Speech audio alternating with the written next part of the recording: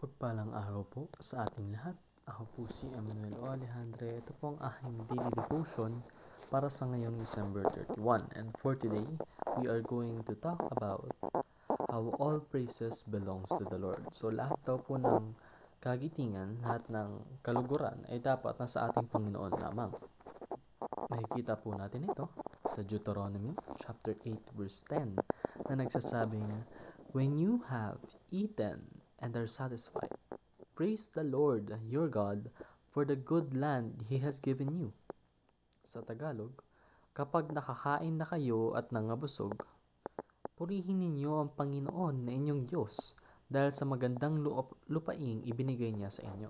So sinasabi po rito na every time na you have been blessed, don't forget to be grateful towards God.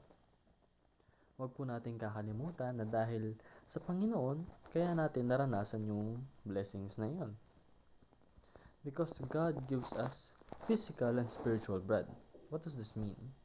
Ibig sabihin po nito, binibigay ng Panginoon ang ating mga literal at physical na kailangan along with the spiritual needs of our bodies and our souls.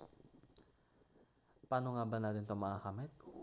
Makakamit natin yung physical and spiritual bread by becoming closer to Him. Because God has given us enough blessings. Kailangan lang po nating malaman kung ano yung blessings na yun for us to truly appreciate that. And how do we appreciate that? By getting to know Him better. So that we know how He gives His blessings to those that believe Him, no?